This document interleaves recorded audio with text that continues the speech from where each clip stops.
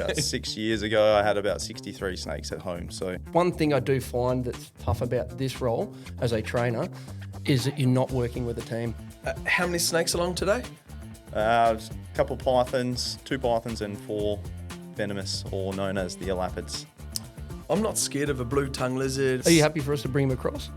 So you want to get away from them, they want to get away from you. That would be a total mutual agreement. There should be no time that anything would ever go wrong. Yeah. Sounds like a woman in my life. I have a horrific fear of snakes. And we'll just do a magic trick. And we're back, fellas. Listen. Yep, you're doing a great job. Yeah, I'm pretty awesome. Okay. Too. Oh shit, I've got to laugh about it. Times, and there was a video of him holding it, and you could see it bang, bite him, bang, bite him, bang, bite him for a This few is days. only a couple of weeks This is ago. not. This is recent as. Yeah, push over. Welcome back to the Gold Room. Thanks very much for tuning in. Today we've got Scott, who's back. Thanks very much, mate. Mate, thanks for having us back. Not a problem, co-hosting an episode with me. And Ty, thanks very much. Both these gents are from Snake RnR. As per the previous episode, I might not host this dependent on how I go with these snakes. So Scotty will be either host and co-host all at the same time, mate. So much appreciated. Thanks very much. No, all good, mate. Ty, let's kick into it, bro. Life and the times. Hit us with it. Yeah, well, thanks for having us to start with. Not a problem. Life and the times. I don't know, geez, where did I start? Aussie born in Perth, WA here. My old man, he's from Kaitaia out of New Zealand. Oh, so, true. yeah, Aussie born Māori that doesn't really like diving and plays with snakes. So it's a bit unorthodox, that one. But yeah, growing up, I guess we lived on a bit of a property. So we had 47 acres. My mum's grandfather and Nan used to live next door as well. So they had 100 odd acres next door. So plenty of space roaming free as a young boy out there, just making all kinds of things out of the sticks and bush and things like that. So Yeah, cool. Had horses growing up, so they trained trotters, my dad and grandfather. Also, they farmed a lot of sheep and obviously did their own crops and things like that. So Yeah, wicked. had pretty good experience growing up there. You know, like, not that it's a great experience, but, you know, slaughtering your own animals and things like that, seeing how that whole process goes from a young age. Definitely didn't scar me. It kind of gave me more of an understanding and more respect from where your food comes from nowadays, so to speak. So, yeah. Wicked. What? So, how did you guys meet? You guys went to school together. Yeah. Weren't in the same class. How did that go? No, I'm a couple of years older. To be honest, I never knew Scott in school. Went to the exact same school, Eastern Hills, up in the Perth Hills. Yep.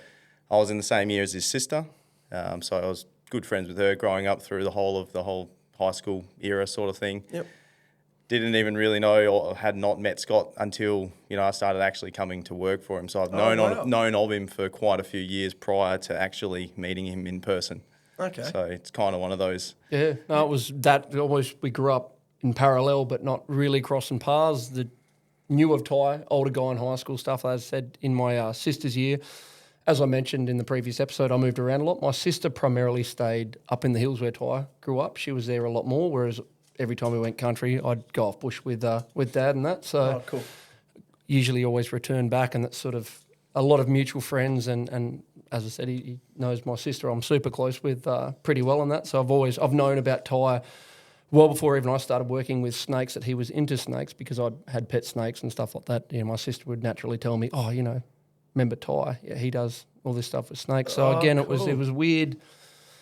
It's sort of, there was somewhat of a parallel, you could say. And then it just, one day back when it was still Bob Cooper's snake rescue and relocation training, it was just everything lined up again, and we just started following the same path. Awesome. Yeah. It's pretty rare that you have 2 people in the hills that have been in the hills for a very long time, but they don't know each other. It's like a very small world up there. Everyone knows everyone through someone. Yeah, I've got a couple of mates up there in Gidgigana. Yeah. And it's a nice, tight circle of mates. Yeah. That's awesome. Yeah. Mate, so tell me about some of your hobbies. Some of my hobbies are nowadays, well, my life pretty well revolves around fishing. I check the wind before I go to bed as soon as I wake up during the middle of the night, whenever, just to see where's good, where's like anywhere from Broome to Warpole and anywhere in between. So whether I'm able to do it or not, but that's just my ritual that I do. So yeah, fishing's obviously my number one. Yep. Snakes have came in and they've been in for about a decade, if not even more. Yeah, okay. Own reptiles, bred them, done relocating and things like that. So Bred them. So what, Yeah. bred them to sell or bred them for just for fun? mainly for fun, but obviously you do sell them. Otherwise, you do end up with a lot. And I think about 6 years ago, I had about 63 snakes at home. So Is there like some sort of legalities around that? not really, no. No, really. You just bred So 63 snakes, and what'd you do with them? With the species wise, if you're going to breed a whole bunch of one species, there's certain ways you have to go down that. But with one species, if you have say like 5 different species of pythons, you can breed one of each species per year with no extra license, just on your standard keeper's license. Wow. So, Yeah. mate, go into this neck tat. Tell me about this. Did the 3-headed cobra come after or before starting with Snake RnR? Because that's some dedication to the company, Scott.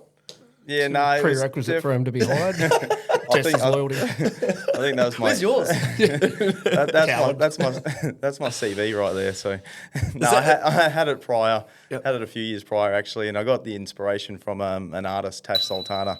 One of her album covers actually had like a 3-headed snake mural on there, and I loved the concept. So I just changed a few things and went from there. Wow. So Wow, that's awesome. I love it. Mate, also, go into your mining background.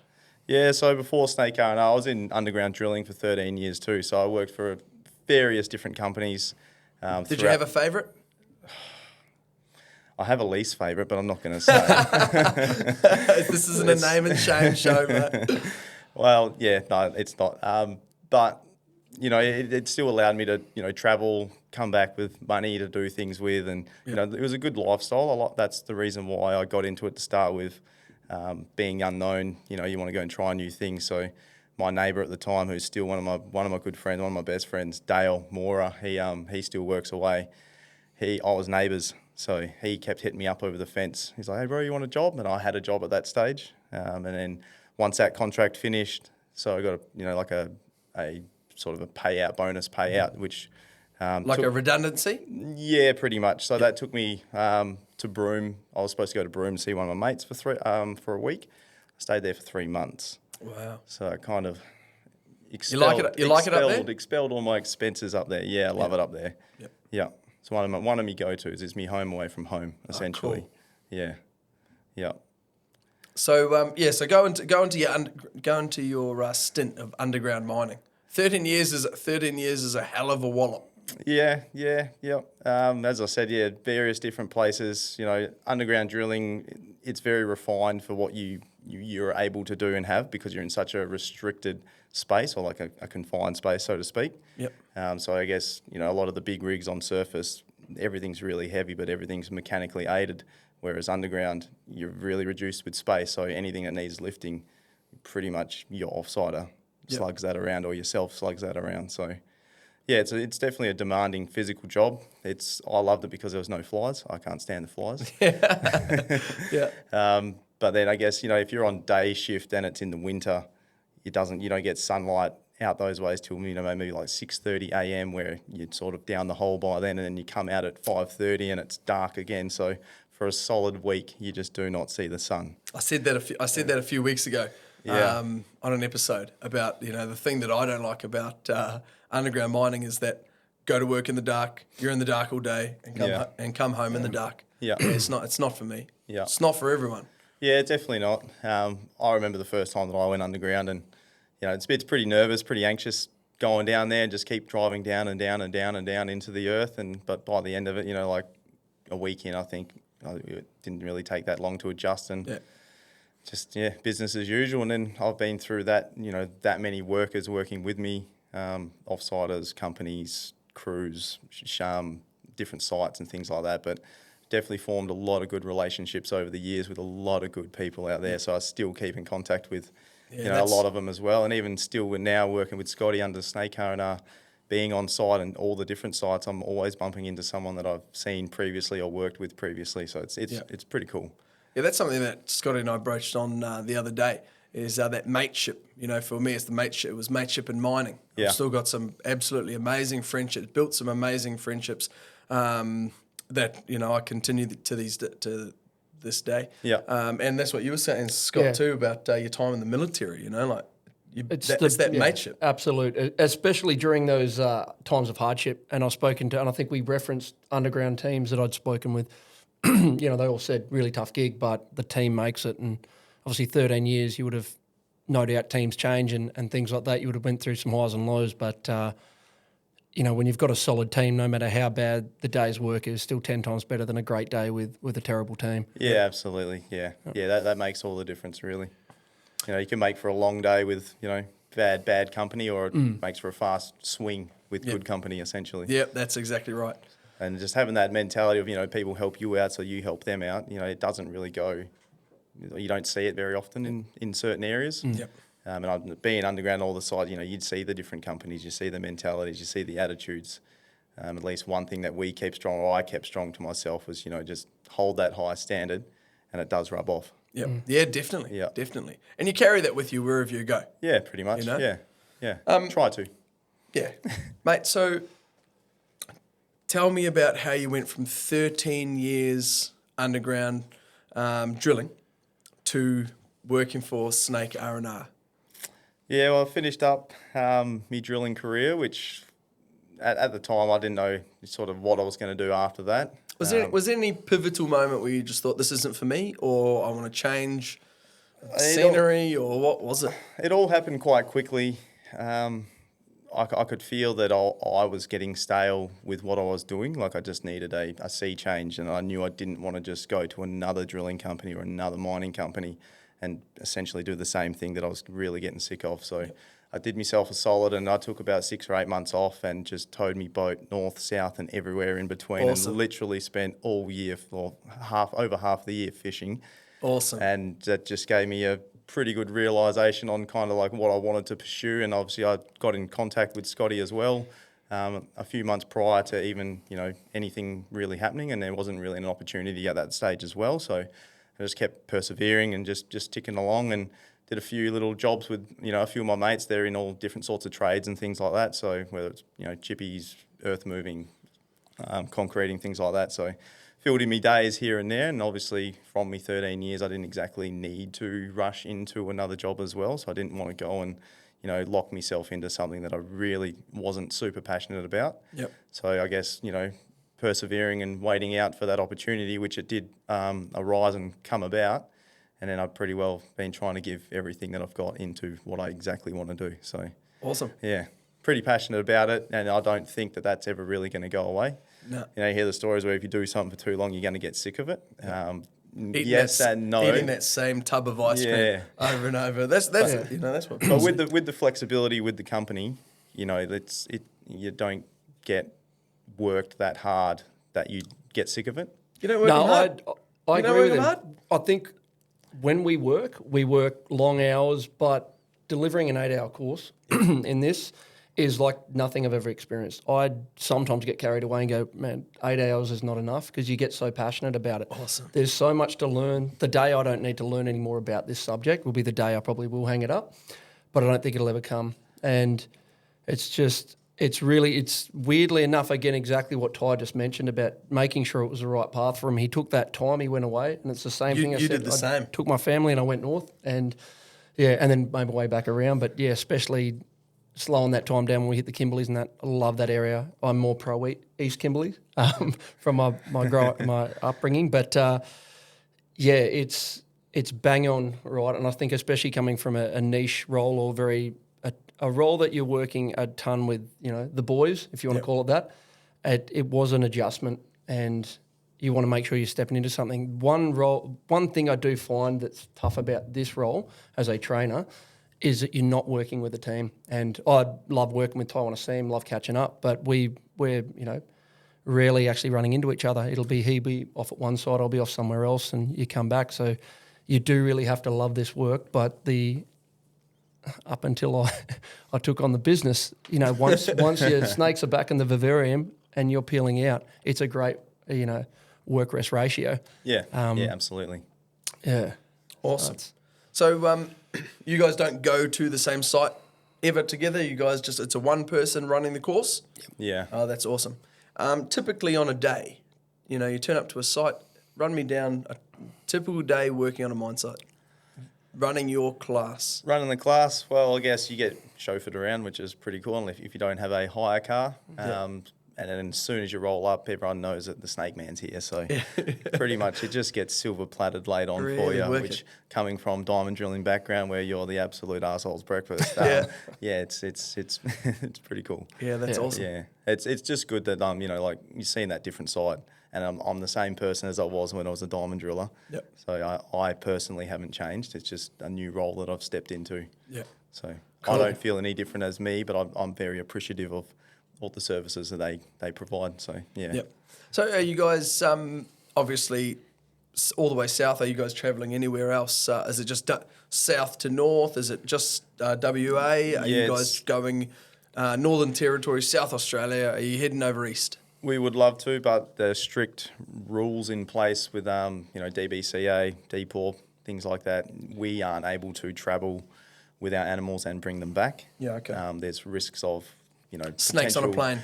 Well, we can fly with them, but Yeah. there's just like potential risks of viruses, and like there's just no importing into WA whatsoever. So we focus solely on WA. So anywhere from as far north as you can go to as far south as you can go, and anywhere in between. Run out of our pythons real quickly. Every time we tried to come back in, it would be they're 63. But drive. It's 63 snakes. But whether we drive the site, fly to site, it's all possible. Where there's a will, there's a way, and we just make it happen. So cool. Yeah. So an 8-hour day on site. Run me through it. Like the Obviously, you can't run me through 8 hours. But how was a course with Snake RnR rolled out? So we have a max capacity of like 9 students, candidates, whatever you want to call it. And essentially we have a course breakdown or a course outline that we all cover, whether we cover it, I doubt we all cover it exactly the same, but we all put our own little spin or extra information or depending on where it goes, but it's all broken down into sort of sections. So, like a bit of an introduction, introduce themselves. So we introduce us, then introduce them. So we can get a bit of a formal one-on-one. Now I know who you are, not just a broad, here you go, here I am, here's this, see you later. So you actually try to form a relationship to start with at the start of the day, just to make things easier and make them more engaged. Because the more engaged they are, I find that the day goes by so fast, and it actually encourages me to pump out more information because they're sitting there and they're actually listening to it. Yep. And encouraging the questions and that come from them as well. Once they're comfortable, they don't feel like I've got to not ask this question. Like you don't feel like you're putting them on the spot or then they're not going to say anything because you're going to pick on them. But whereas you get the whole crew gelling together, then when you start putting people on the spot, it's actually a bit of a laugh for the whole group, and everyone starts to get really involved and engaged with it. So, far out. That sounds awesome. So you guys brought how many snakes along today? A couple pythons, 2 pythons, and 4 venomous, or known as the elapids. What are their names? So I grabbed. I'm just sorry because we've got so many stimmos that live together. We've got Pebbles and now these is the previous owner's name. Pebbles and Ginger are the 2 pythons we have. The Mulga or King Brown that we brought is Bert. That's right. And that sums him up. He is only a Bert. The Tiger we have Dixie. Pretty is the Death Adder that we brought. Pretty. And then Pretty, yeah. Okay. Nice pattern about her. People normally refer to her, what a pretty snake. So, really? Yeah, they have quite a cool pattern. Nice Pilbara colours. That red dirt makes it pop, and that chevron pattern. And then we have Chuck. So Chuck sounds dangerous. We got 2 together. Like we got Norris? Chuck and Norris. Yeah. Oh, so we have Norris shit. at work as well, and Chuck. And so Chuck's got a very unique dugite sort of coloration, one that really makes him look like a dugite to me, because the dugites can look so different. Like any snake from the genus of brown snake, they're heavily varied, but he's got that nice speckled look or spotted look about him to really reflect what a dugite can look like, opposed to it just being just straight brown, black, or just one colour. Yeah. Did Scotty tell you that I have a horrific fear of snakes? Yes, How he did. do you did? Oh, that's good. That's good. So when we start to get these out later on, Yeah. I don't know how I'll go. I'll give it a red hot crack, eh? I'll give it a red hot crack. Well, how do you deal with someone that comes on a snake course, and look, no one's going to be. Surely you don't turn up to a class and everyone's just like, listen, I love snakes. I'm the snake charmer. I'm the snake guy. Or do you? No, because that doesn't really work. I know that wouldn't work for me, so I don't use things that I know won't work for me on other people. So it's more like, I think you covered in your last episode with Scotty when he talked about fears. And so fears is like one of the big topics that we sort of really like to get into to start with. And it's not really to expose their fears. And I kind of generally say, like, I dare say a lot of people in the room, you're probably feeling pretty anxious right now. And that's actually... My palms are sweaty. So, like, that's actually a good thing because, like, I can give you as much information as I can, as much safe exposure as I can. At the end of the day, it's going to be your call, and hopefully over the day, your confidence will build.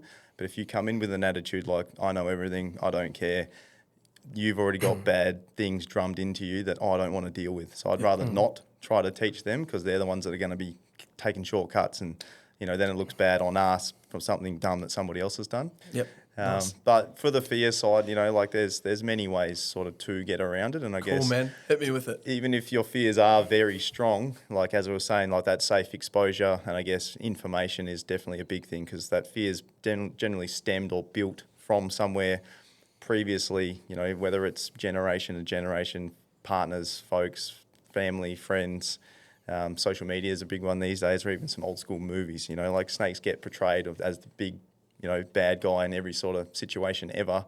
So you can kind of see how that could really stem and be passed on to, anyone as a young age. So I don't know if that was already built into you from a young age or not. Oh, look, I don't know. All I know is that when I arrived in Australia, obviously in New Zealand there's no snakes. Yeah. Nothing in New Zealand's going to kill you. Yeah. So here, I remember seeing a snake on TV, and just the way it slithered, it just sent shivers up my spine. So I don't know what it was to predate that. Yeah.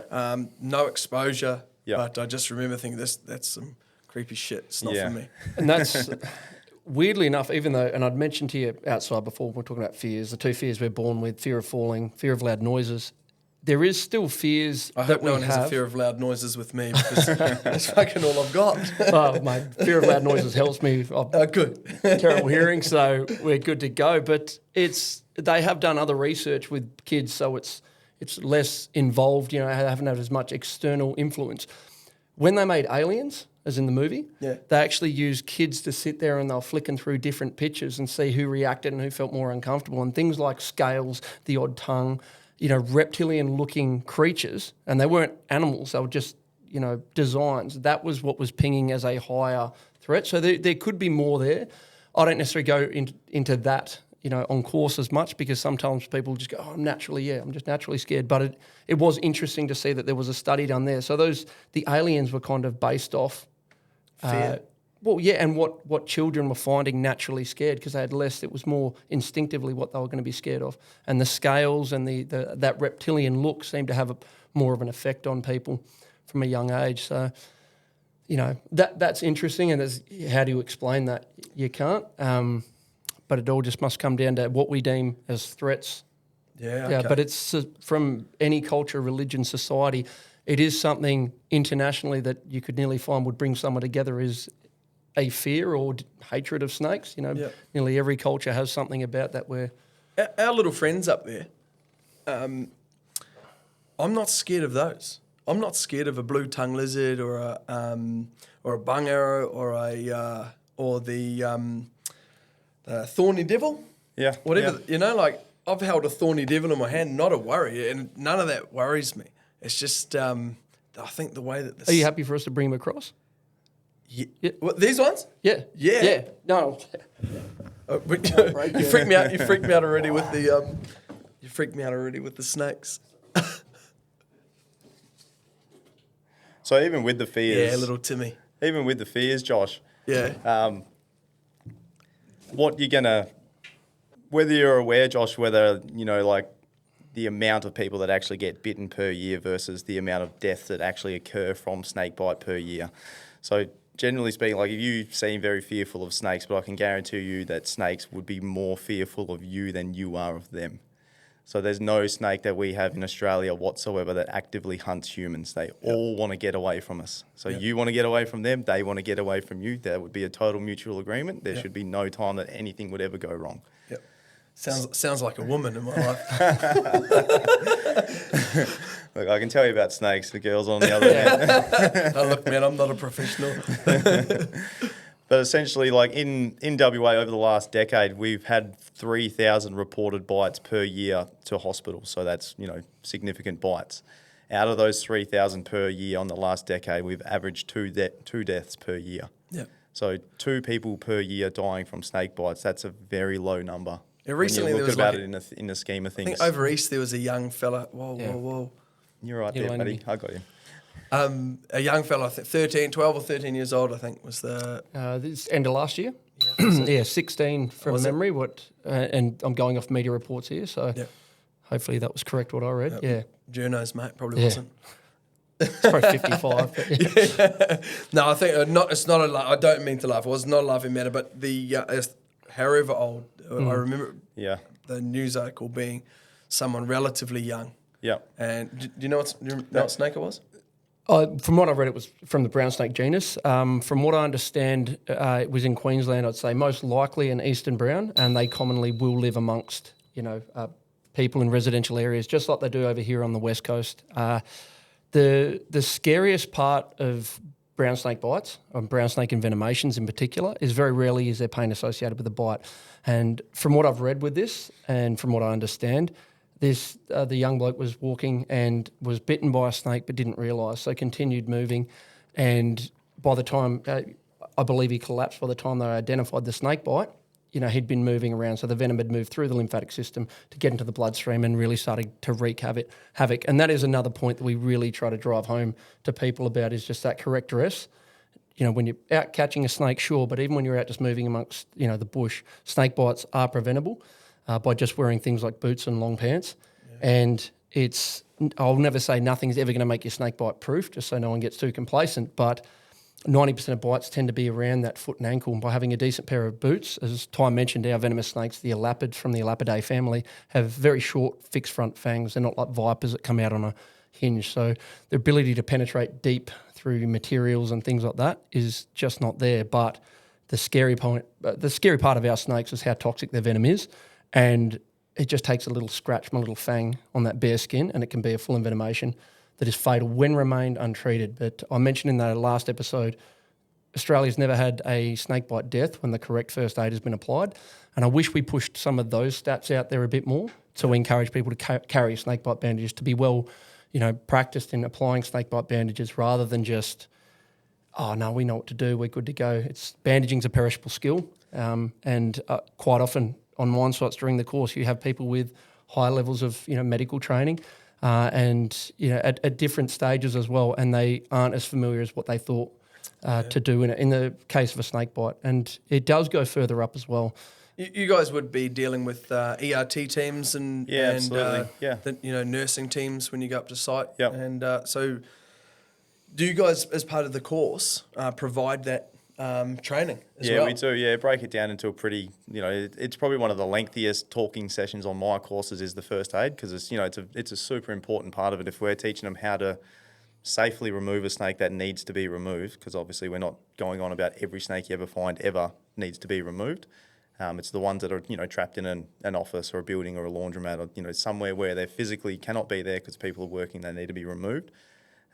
They need to know that first aid in case something was to go wrong. Yeah, for sure. So banging on how we do with it all, we get all our information from the University of Melbourne under the Venom Research Unit. So who better to get their information from than these leading toxologists that have been doing it for decades and decades and decades, studying Australian snake venom in the body. Yeah. Are you guys keen to get some snakes out and not throw them around the studio, but let's see if let's see if is there anything that I should be aware of, or is there any, are you going to just guide me through it? If you guys get some snakes out, drop them on the table. So there's one thing that I want you to just constantly do. Yep. Just keep breathing. Yeah. And you'll be all right. Okay. We won't put you in any situation where, you know, it's going to be vulnerable to you. So these snakes as well that we have, you know, we've worked with them for quite a number of years now, and Scotty even longer again. So we're very aware of what these certain individuals do, let alone the genus as a whole. So we're, I'd like to say that since they've been in captivity for so long and been used on the training courses, they've seen a lot of people before. They're not like a wild snake that's never had any human interaction. I wouldn't say they're comfortable being around people, but they have had that exposure. So just because they may act, you know, docile compared to what you may see another venomous snake acting like, that would be the reason why. Okay. I'll be honest, in this scenario, the most dangerous thing that could happen would be for you to feel uncomfortable and then just want to bolt and trip over something, do an ankle, knee, shoulder, you know. Okay. If you go down, that's Ty. I guess Ty's going to be handling him. He's going to have control of it, especially with what we're starting with. So it's just making sure you feel comfortable. Let us know if you don't, and we can I'll let you know, bro. You'll know. I'll be flat. I'll be flat on the floor. Hopefully, I'm not. But there's a death adder in that bucket. That's correct. Right there. Yeah. What's the scientific name on it? Canthropus pyrus is that one. I don't think it's pyrus, a yeah. Okay, cool. So what we'll do, we'll just do a magic trick. And we're back, fellas. Listen, I'm actually dealing with this a lot better than I thought I would. So look, give us a rundown, Ty. What have we got? A couple of pythons? Yeah, we got a couple of children's pythons here. So age-wise, I'm not exactly sure. They're in their adult stage anyway, so they'd be 10 plus years old. They're both girls, and they just come to hang out for a wee bit, and I guess we'll have a bit of a chat and cover a couple of brief little topics about them and facts about them, and then we've got a couple other animals to bring out and give you a bit of run through as well. So great. So these are non-venomous. We're starting off with some couple of easy ones. Yep. Ease right into it. So yeah, non-venomous. Obviously, they do still have teeth. They've got a full row of teeth on the top jaw, and they've got a full row of teeth on the bottom jaw. Okay. Those teeth actually angle backwards, so that when they bite the prey, then they wrap around and they constrict them. As they start chewing and their mouth goes over and works over, those teeth angling backwards actually push that prey item further into its mouth and then down into its throat. And obviously, once it's in its neck and a little bit further down, its muscles basically kick in, and its mouth and teeth do nothing. Its muscles just draw that food item. And so does it have is it, how is it digesting it there? Is it there acids once it gets past a certain point? Yeah, they have a stomach, so that food gets worked down into that stomach. And then obviously, the stomach acids break that food down. With the venomous ones, they actually, as they keep biting the snake down through its mouth, the venomous ones actually still release a small amount of venom to start aiding in that decomposing of the item that they have chosen to eat. Yeah. But yeah, their stomach acids break it down. Depending on the size of the prey items, the size of the snake, it can vary from anywhere from, 7 to 14 days, potentially longer, depending on the size. Obviously, if it's a really big food item for the size of the snake, it's just going to be longer and longer again. And do they slow down during that? They slow down during that feed and that? Yeah. Yeah. They'll go park themselves up, and they will still need some form of heat, because the heat is basically their primary way of digesting food. If they don't have the heat that they require, they won't eat. And obviously, if you don't eat, you die. Yeah. So being that they're in captivity, they get access to heat pretty well 24/7. It's on a consistent temperature. So they have exactly what they need where they want it. Then if they've got too much heat, then they go into the other end, which is cooler. So they can't, being that they're cold-blooded, they can't regulate their own body temperature. So if they're cold, they have to go onto something hot or in the sun.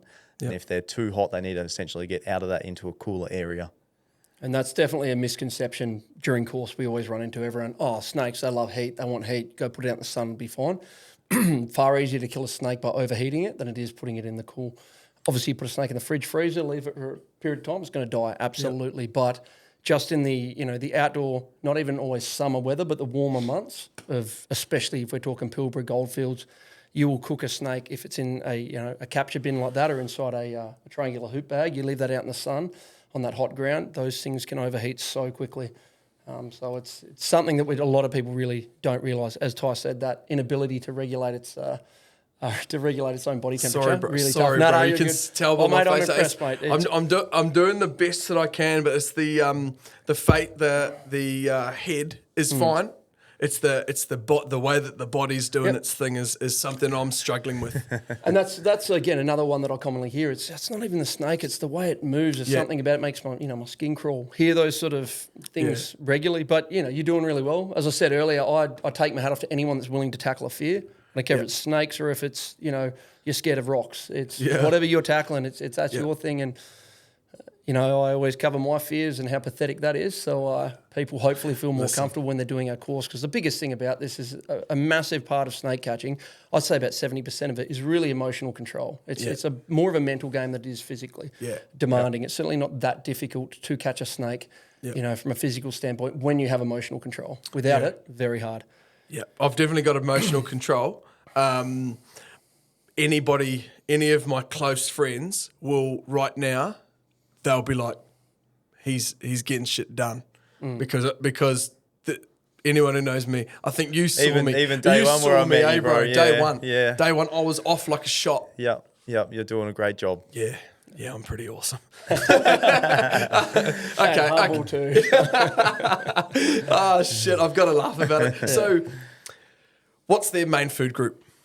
What are they out there? Rodents primarily for a lot of snakes, but not all of them. But generally rodents primarily. Yep.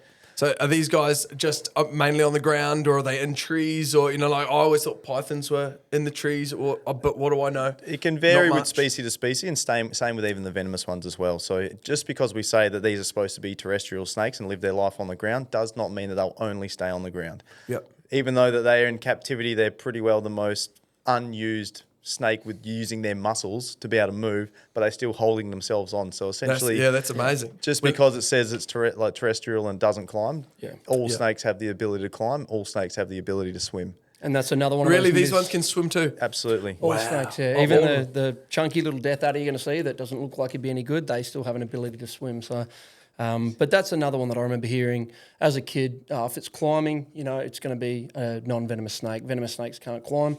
Still hear it today. Okay. If it has a diamond-shaped head, it's a python, and that's not true again.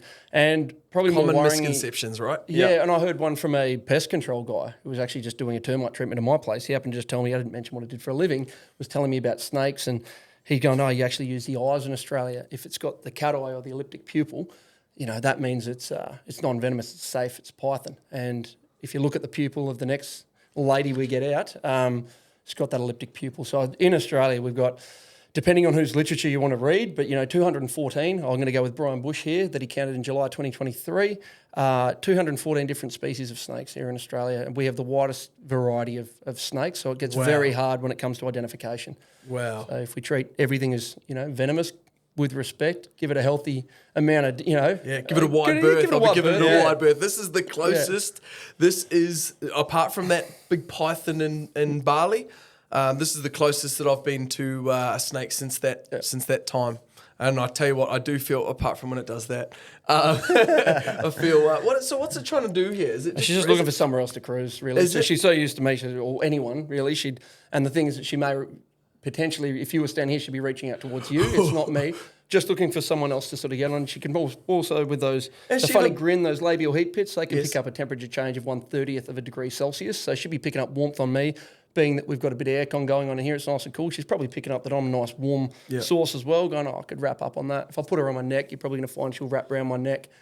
Not in a choking manner, but just enjoying that body warmth that I've got. Really? Direct body heat like a newborn baby. Yeah. Wow. Skin to scale. Wow. But, yeah. Yeah, look, I like, do you know what?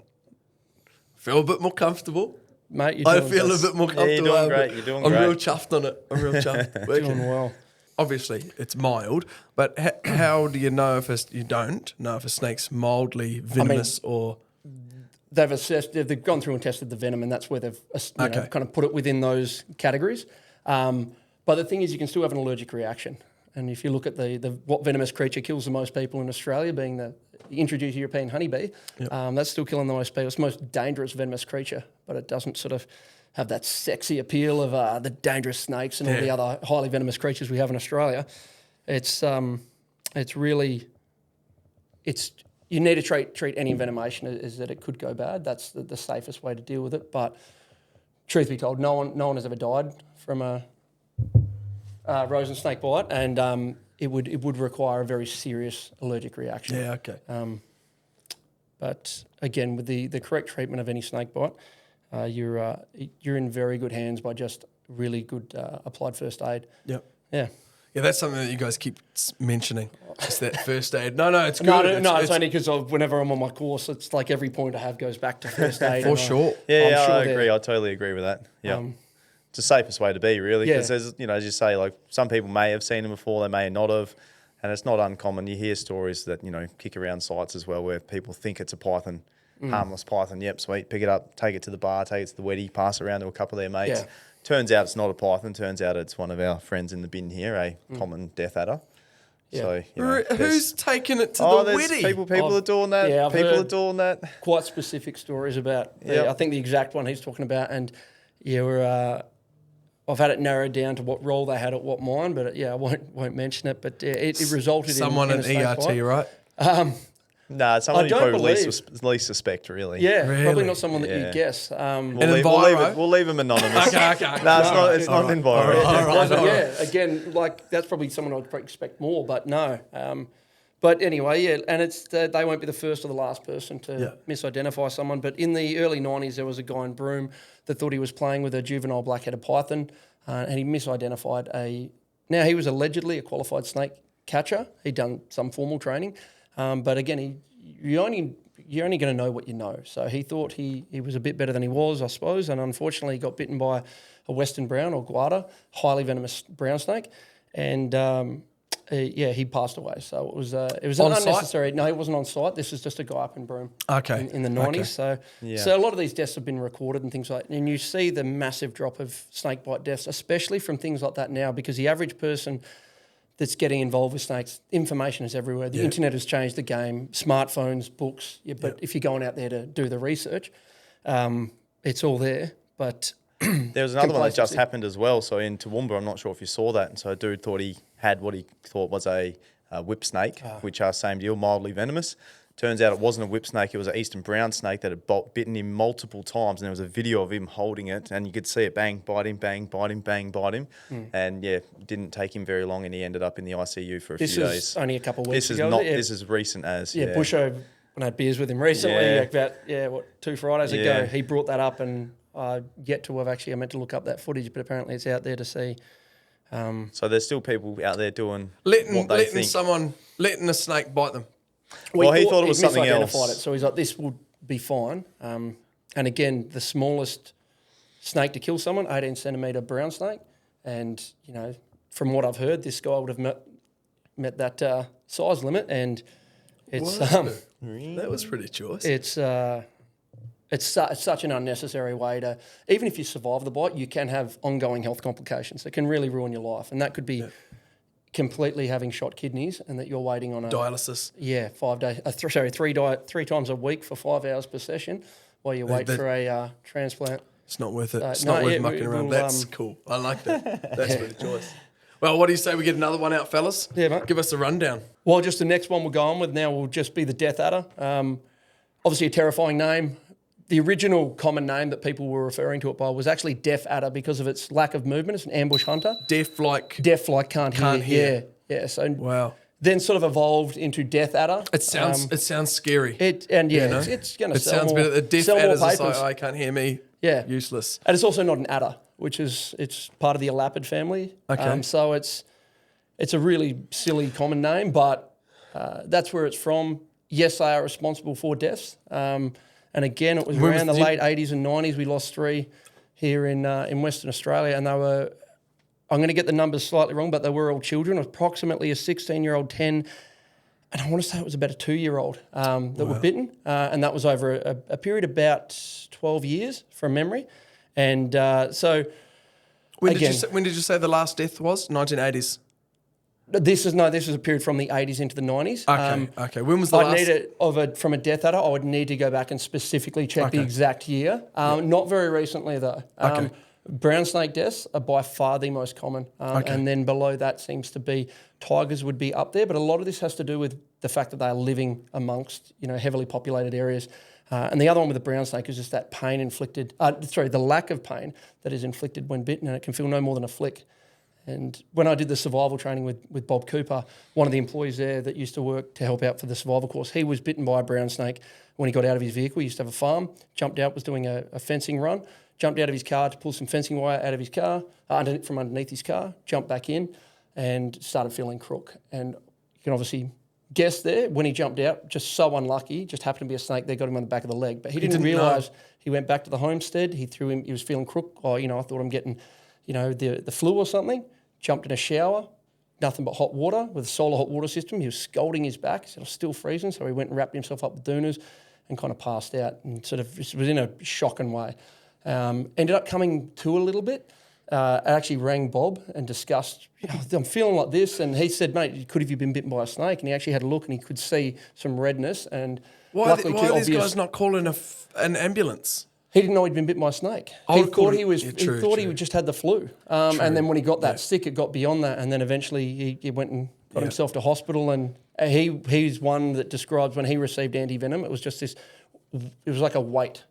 Everything, it was a massive amount of relief. So not everyone will have that experience. Some people can have negative reactions and things like that to antivenom as well. But still, hands down, antivenom therapy is the most effective therapy for snake envenomation. But does it have to be, you have to have the right antivenom for the right snake, or is technology, is science? It has progressed, so to speak, but for more beneficial for you, it'd be probably better to find out. So they do that through a lot of blood tests as well. So they should be able to pinpoint what genus. Do they still do that? They do a swab around the area? They've stopped doing the swab. They still don't wash the area, but they don't do the swab. They were giving many false positives. So black-headed python was giving false positives for tiger snake envenomation, even though there's a massive difference between where they could be living. But that was becoming wildly inaccurate, so they found it more accurate. So you will hear the terms monovalent and polyvalent when referring to antivenom. Monovalent is that singular, that genus-specific antivenom. So we've got 5 different types: brown snakes, black snakes, death adders, taipans, and tiger snakes. Then you've got polyvalent, poly meaning multiple, and it's kind of like a snake antivenom cocktail. It's a mix of everything. Awesome. Now, it's not a universal wonder drug. It's, if you can't identify it, it's sort of the better than nothing option. It is still effective. You have a greater chance of having a negative reaction. For me to go into that, I could talk a little bit about it it's associated with the way we make it, which is through horses using their antibodies. That's how antivenom's made. A lot of information's out there, but that's why you have a greater chance of having a reaction to the polyvalent, because it's from multiple horses, all put into one, and it just increases the chances of running into an antivenom running into an antibody that doesn't mesh as well with you. And just because I have a reaction doesn't mean you necessarily will. It's not that humans are allergic to it. It's more case by case. Wow. So monovalent, the specific genus antivenom, will always be more effective. Okay, and you'll need less of it, which reduces your chances of having a reaction. Some people, and they're pushing this idea now that there's a universal one, there's the magic one. And that's not really the case. We have a backup if you can't identify it, but they will run a series of tests through your bloods and just and monitoring your symptoms to come up with what's going to be most effective. Shoot. So they're very good ones to get. What are the symptoms of a snake bite? No, it's not a smart guy. No, it's massive too. Yeah. Is it? And it depends on the snake. Yeah, you can vary because you've got so many different potential toxins, which some snakes have, some snakes don't. So essentially, you've got neurotoxins, myotoxins, hemotoxins, and cytotoxins. So either way, none of them are going to be good, but they all attack a different part of your anatomy of your body, essentially. So I thought that was coagulated blood. Yeah. So a lot of our Australian species, they're pro-coagulating, so they actually anticoagulate your blood. They thin your blood out. Really? Yeah, so you know, internal bleeding's probably going to be one of your most common signs or symptoms that you'll see first. You know, blood coming out your eyes, your ears, your nose, your bum. You'll be leaking out of anywhere you can leak from. Really? Yeah, it's not good. Certainly, yeah, Our it friend can over create there? those issues. The one thing I will say for that, if people have gone and watched other videos, they love it with using brown snake and taipan venom. They get pig's blood, they put it in a little glass jar, and they put the venom in there, and they go, look, here it coagulates. Jelly. So just jelly. Yeah, Boom. I have seen. That's how it works I have seen that. externally, not internally when it's in our body. When it's in our body, it actually affects our clotting cascade, and it prevents your body from clotting. So it takes up all the body's clotting factors. And yeah, and as Ty said, it's got that the opposite effect as an anticoagulant, internal effect. So you start bleeding out, and one of many things that can be going wrong, but it's nausea, headaches, stomach cramp, actual vomiting, loss of consciousness, temporary paralysis. There can be pain at the bite site. It can be pain-free, and all changing from species to species. But there are so many different symptoms. And the one of the biggest points from, again, first aid, if I could just get it out there to anyone, is that you don't wait for symptoms. First aid immediately, and that evac. Get them to a hospital. If you wait for symptoms before you choose to take action, that can be too late. Hopefully my health insurance covers what we're doing here today. Hopefully, mate, do we need to call an ambulance? I don't know. I'm in good hands. I know I'm in good hands. No. All right, bro. What do you reckon? Yep. So we got a death adder here. We'll get her out on the table and have a bit of a chat about her. Yeah, cool. You happy with that? Yeah, bro, for sure. Are you sure? Yeah, I'm sure. I'm sure. Are you guys sure? Are you guys sure? Absolutely. Given their short nature as well, they're probably one of the hardest snakes at times just to get a perfect balance and to try to bring them out. They can be, whereas some of the bigger ones you can get a hook on in this nice, cool environment. They'll just come out and you can plop them down.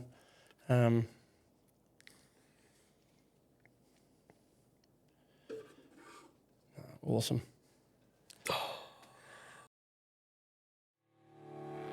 All right, so here we go. We got Pretty. She's a death adder. She must be, 50 to 60 centimetres long.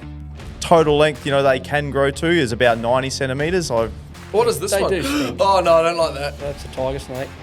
They got...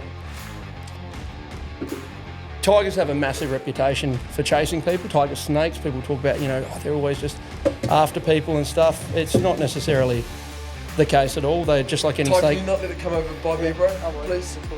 We've got, the king, arguably one of the most biggest venomous snakes in Australia as well.